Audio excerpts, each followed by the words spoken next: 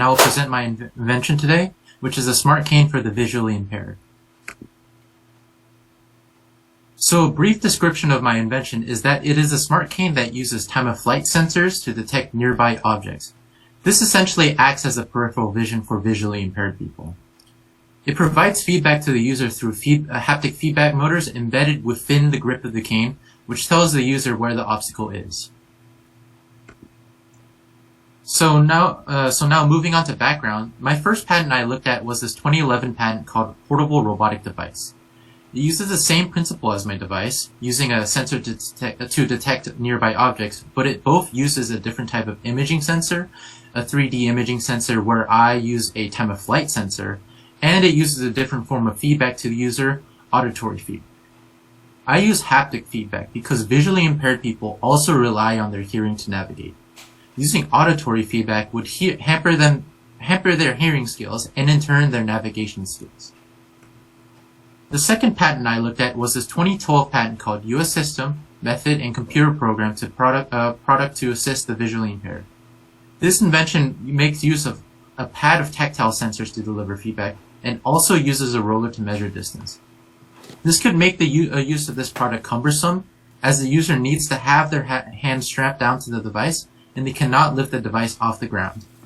My device does not have a roller, and it uses tactile sensors embedded in a standard grip, allowing for easy use.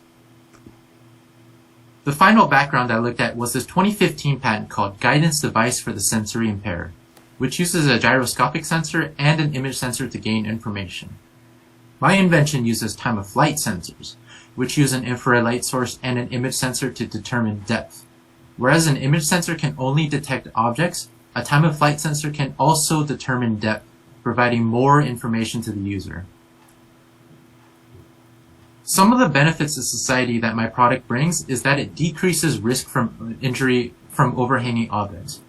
Ask any visually impaired person and they probably have sustained injuries while walking due to an overhanging object. According to the Association for Education and Rehabilitation of the Blind and Visually Impaired, over 80% of visually impaired people have suffered these types of injuries. This is because a traditional white cane can only detect objects that are on the ground. My cane was designed specifically to detect these overhanging objects and notify the user, eliminating this risk of injury for visually impaired people.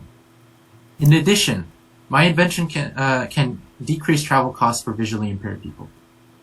Due to the fact that they may sustain injuries, and because travel with a white cane can be difficult, visually impaired people may rely on other transportation methods other than walking.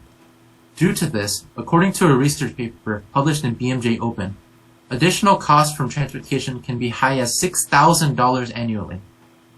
My invention would alleviate these costs, as it would give more information to visually impaired people, making them able to travel longer distances on their own.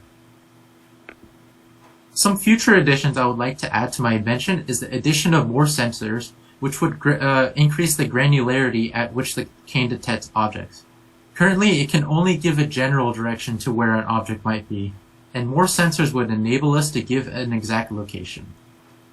GPS capabilities would further help visually impaired people travel longer distances on foot, and vibration patterns would, much like more sensors, provide more information to the user. In addition, we want to add audio feedback that would not hamper the user's hearing for use in conjunction with GPS. Finally, I would like to talk about my ongoing campaigns. We are at the beginning of launching a small local campaign in Virginia to raise awareness about the issues of travel for visually impaired people and to help promote my cane. This campaign will also run in conjunction with a fundraising event where we will produce and donate the first run of smart canes. After the success of this, we plan to expand outside of Virginia, partnering with nonprofits in order to get the cane in as many hands as possible outside of Virginia. Furthermore, we have ambitions to bring this worldwide. We have already taken a step in this direction, securing campaign and distribution with a nonprofit located in Korea. Thank you.